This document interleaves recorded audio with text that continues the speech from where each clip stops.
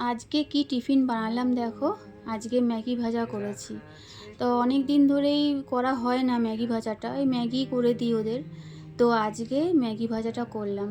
তো ম্যাগি ভাজাটা কি কি দিয়েছি দেখো, কাঁচা লঙ্কা কুচিয়ে, তারপরে আলু দিলাম, আলুটা ভেজে নিলাম যেরকম ম্যাগি ভাজা করে আর কি, এরকমভাবে ডিম দিয়েছি। তো এইভাবেই তো করলাম ম্যাগি ভাজা। আর ম্যাগি ভাজাটা না আমার বিশেষ করে ম্যাগির থেকে ম্যাগি ভাজাটা আমার ভালো লাগে। আর জ্বর যেহেতু ছিল না, জ্বরের মুখে কিচ্ছু ভালো লাগছে না, বিশ্বাস করো। আর একটু ঝাল, এরকম ঝাল ঝাল করে খেতে ইচ্ছা করছে। এই জন্য ভাবলাম যে দুটো ম্যাগি ছিল, আর ছেলে মেয়েও বলছিলো অতটা খিদেও নেই, তো আমি দুটো ম্যাগিতে করে নিই একটু ম্যাগি ভাজা।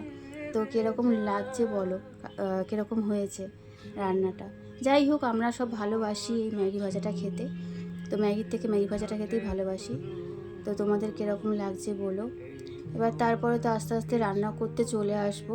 তো আজকেও সেরকম রান্না করবো না, যে ছেলে মেয়েকে দিচ্ছি দেখো। প্রথমে ছেলেকে দিলাম ম্যাগি ভাজা, তারপরে মেয়ের কাছে যাব। ছেলেকে দিলাম, ছেলে তো বলছিল মা খিদে নেই খিদে নেই, যে মেয়ের কাছে যাচ্ছি। মেয়ের কাছে মেয়েকে বললাম কি রে কেমন হয়েছে দেখ তো দেখতে, তা খেতেও কেমন হয়েছে বল। তো তো খেয়ে বললো, দেখো ওর রিয়াকশানটা দেখো, কে কী বলবে দেখো।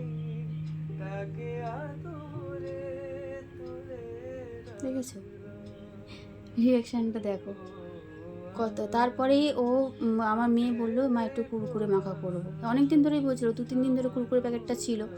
তা লেবু, টমেটো কুরকুরে মাখা করলো। তারপরে ভাত আর আলু ভাজা বসিয়ে দেবো।